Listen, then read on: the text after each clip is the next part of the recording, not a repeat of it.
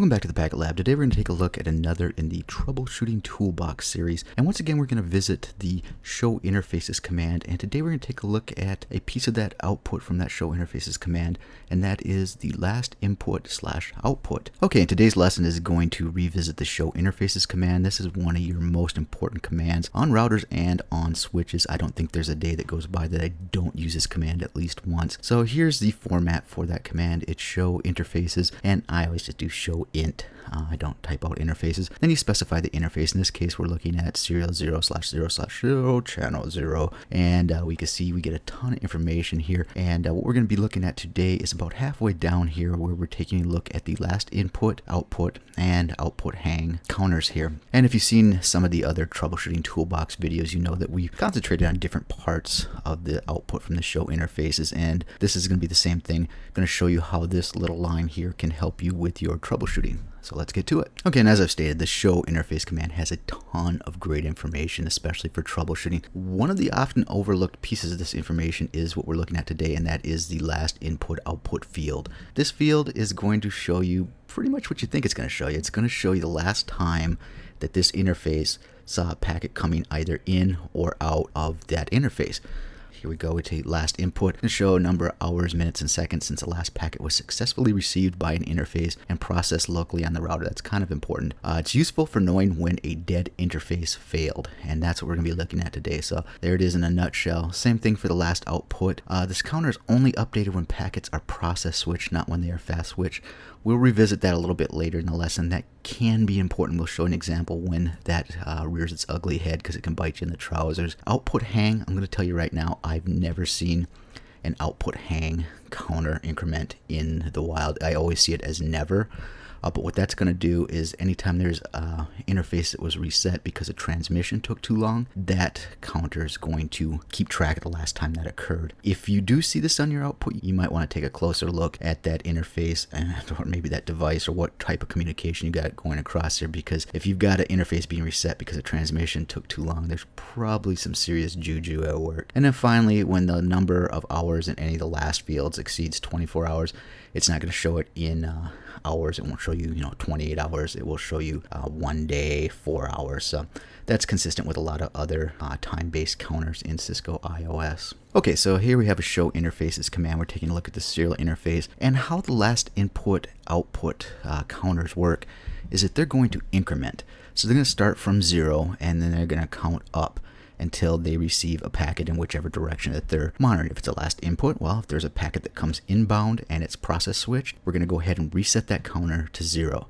Same thing with the output. Pretty easy to get your head around here. It does look a little weird sometimes, because here we see last input, all zeros, output, again, 6 zeros, and the output hang, never. Again, I've never seen anything other than that for this, so we're going to kind of minimize the discussion for that third bit. But what's going on here is that we have the interface, it's up and up, and if we look down here, we have a 30-second input rate and output rate. So we can see that 4 packets per second are going in and out of this interface. So it shouldn't come any surprise to us that these are at 6 zeros. So these have been reset.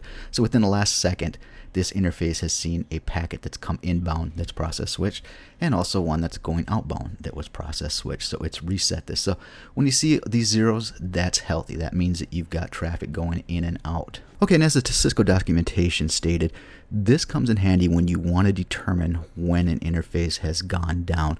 So in this case, we're on switch 1, and this switch port gig 3/1, it's down, it goes to the server Athens. So the server monkey that manages this server calls up and says, hey, my server's down. What the hell's wrong with your network? What the hell's wrong with your mom? Why did she give birth to a server monkey?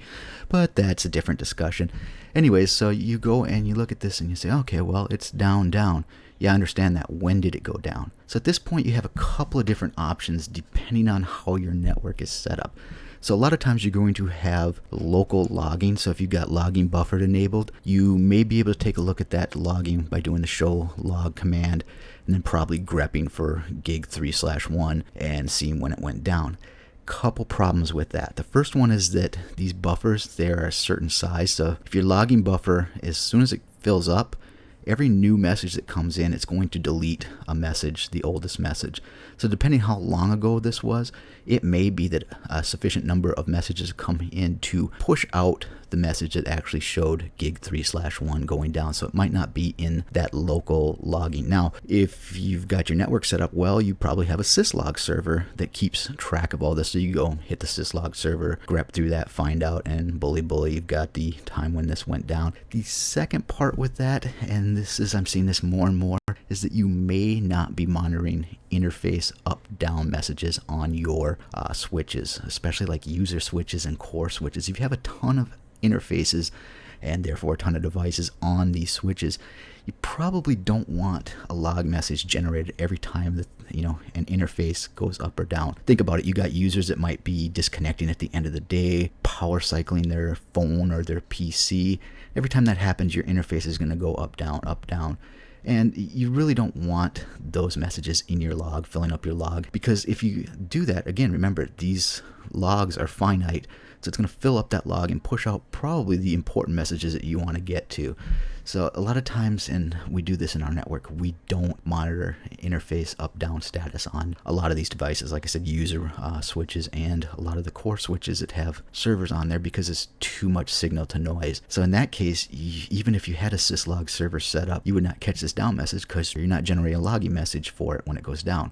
This is where the last input output comes in handy. So we issue our show interfaces gig 3/1. We mosey on down to where the last input is. We can see here that 2 days and 3 hours ago was the last time that we had a packet input that we process switched. I keep saying that. We'll hit that in a slide in just a bit here. Same thing with the output. When you see the output and the input both went down at the same time, pretty good chance that's when your interface died. So you can go back to the server monkey and say, well, this happened 2 days ago. And you're like, oh, okay, yeah. Okay, let me go take a look at my box and see what was going on 2 days ago. You narrow down the troubleshooting to a period of time, and that's going to help out quite a bit, especially when it's days later, and this could be weeks later. This may never have been up. If you want to see how you determine that, it would say never mind.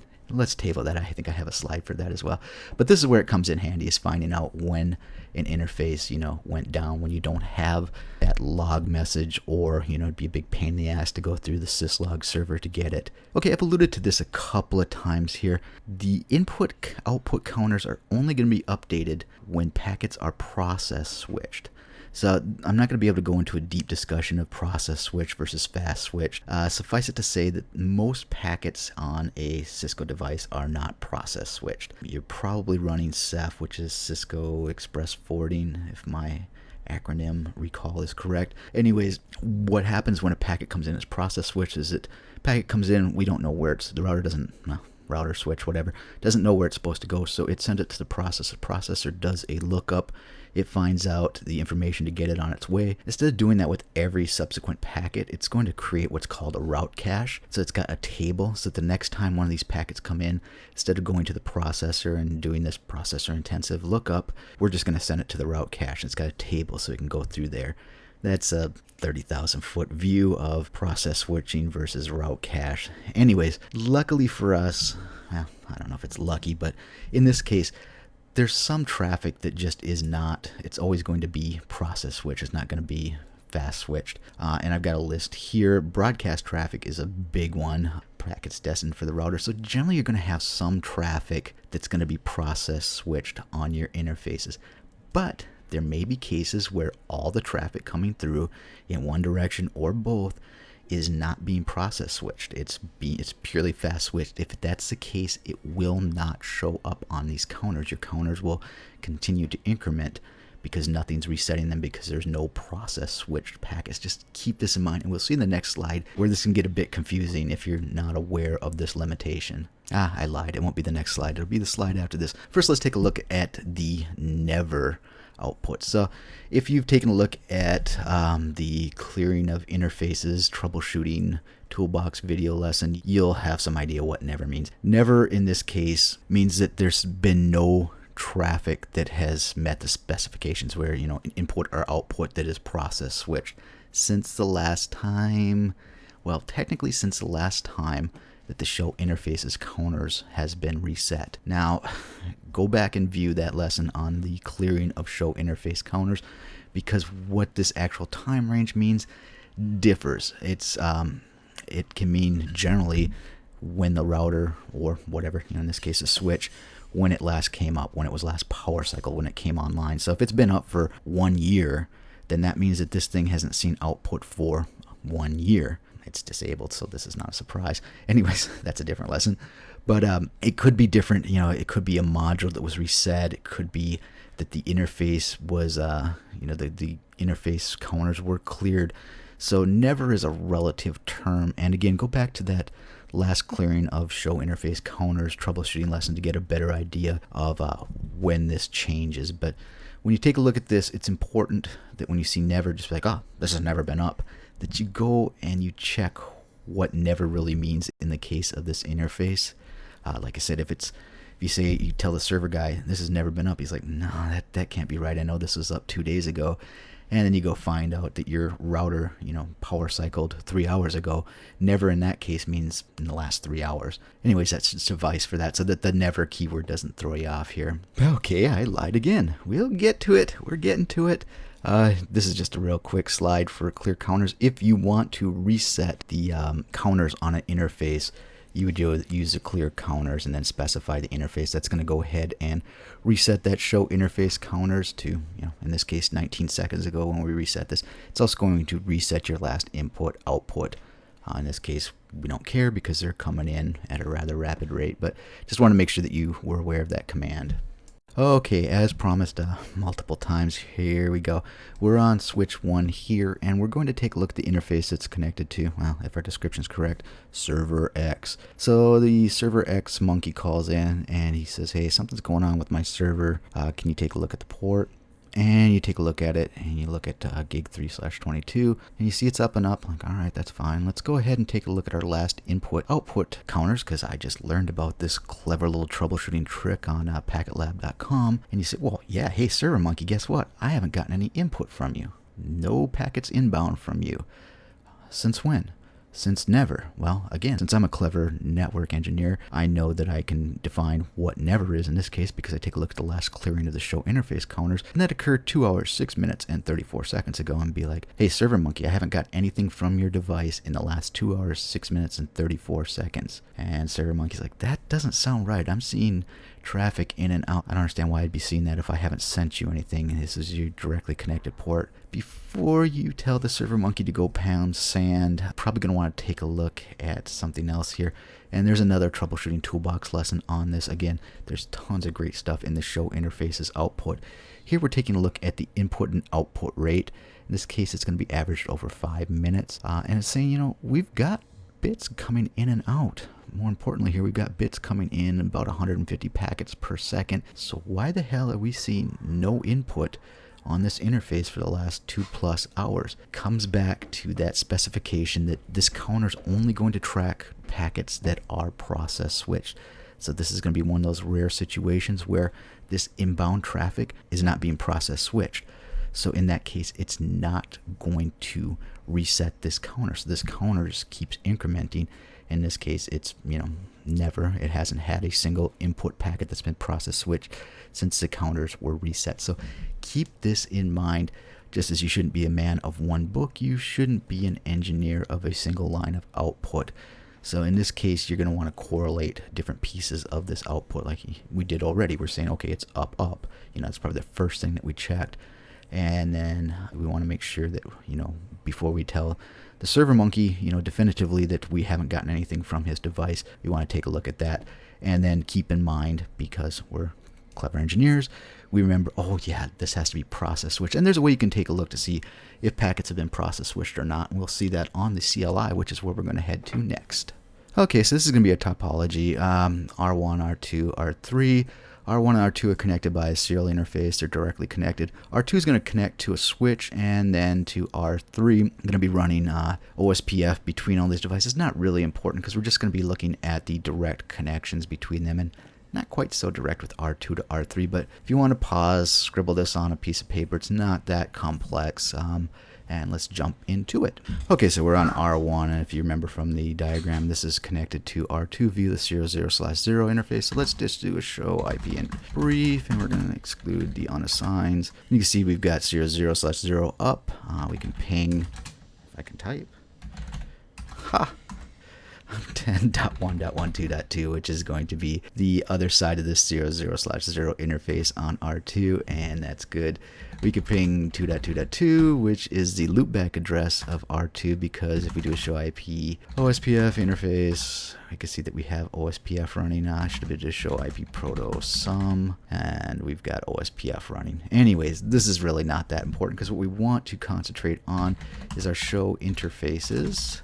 And question mark, you see you get a bunch of different options for that. We're just going to specify an interface. In this case, it's going to be 00/0. And you can see we get a ton of output here. What we're looking for right here, the last input. We can see it's been 5 seconds since we've had an input packet that's been process switched, and only 1 second since output.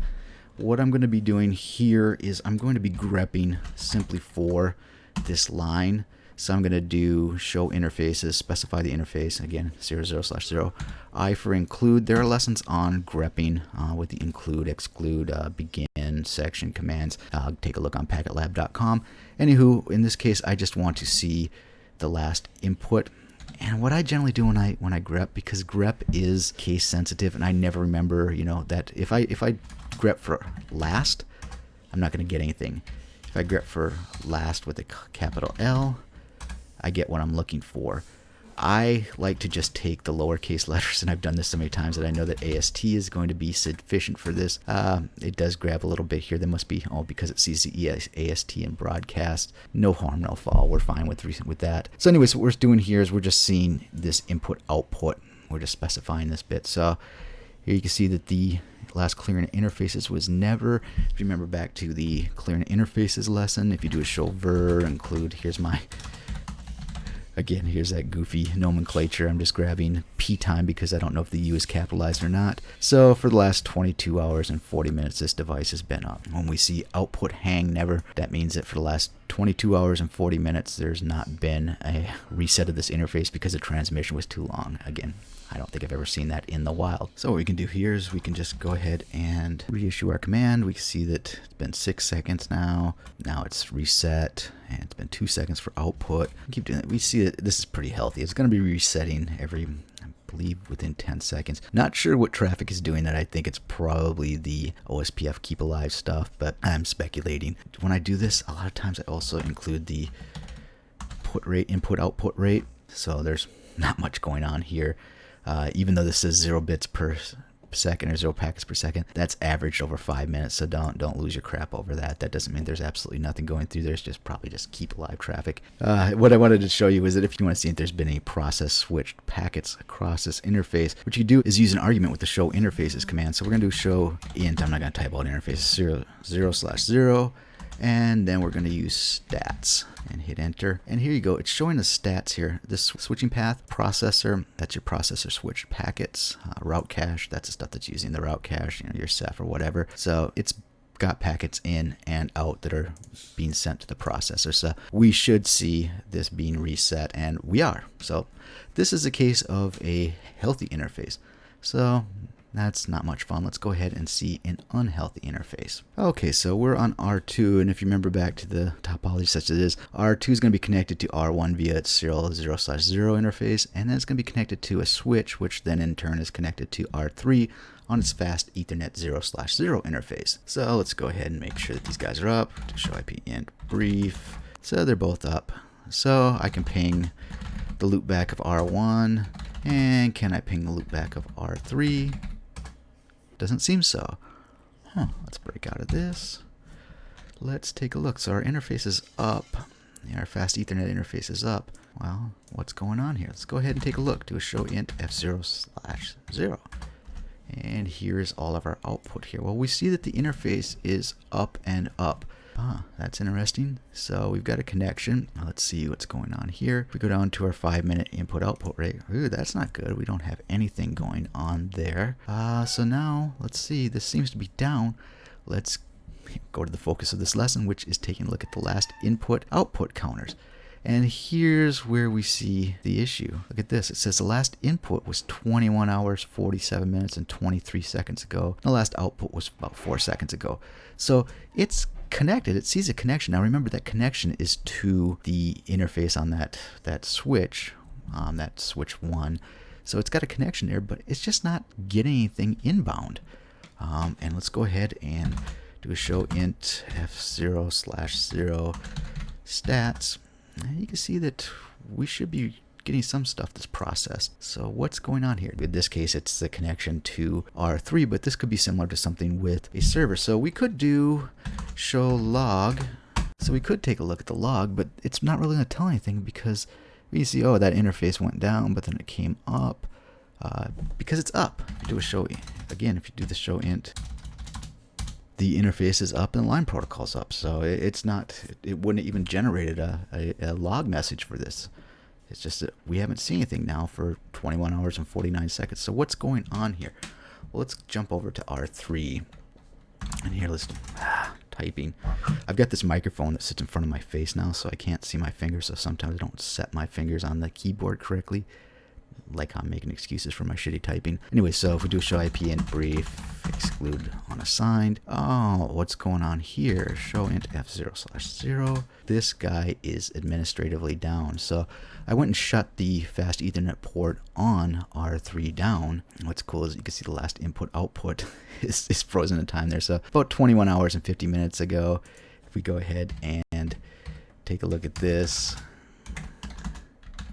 Look at that. That lines up almost perfectly. Well, it should be perfectly with the last input that we had here. So in this case, we've got a connection between R2 and the switch. So it's up and up, but we don't have a connection to the other side. So this is where that last input output is going to help you with your troubleshooting because, again, your interface is not down. There's a problem. We're not able to ping R3. So say it's not R3. Let's say it's server 3, and we can't ping it. You're like, well, I don't know what's going on here. I'm showing my interface up and up. But you can see here 21 hours ago, almost 22 hours ago now, was the last time that we had anything inbound here. So you can at least get the window tightened to where the problem began. And you can say, hey, I'm not getting any traffic from your device. I'm sending traffic out. I can see that I sent stuff out within the last 2 seconds, but I'm not receiving anything inbound. So this is where the last input output comes in handy. All right, so let's wrap this guy up. The show interface command has a lot of great troubleshooting information. What we looked at today was the output line that has the last input output field. And again, this is going to show you the last time that a packet was received inbound or is sent outbound on this interface that was process switched. Remember, that's the important thing to keep in mind because that can throw you off, as we saw earlier. This is really good for troubleshooting, specifically when you have a quote-unquote dead interface. Something's wrong. You're not getting communication between a device that's directly connected to your port, and you want to find out when that device started having this problem. You know, you can go take a look at the show interfaces, specify the interface, and then take a look at the last input output and tell basically when this started having problems, either inbound or outbound. We took a look at this on the CLI. We saw what it looks like when it's healthy. It'll keep resetting to zeros. When it's not healthy, it will increment either or both of those counters. I think that's going to do it. Thanks once again for joining me in the Packet Lab. And as always, I hope this helps you on your route to becoming a network guy.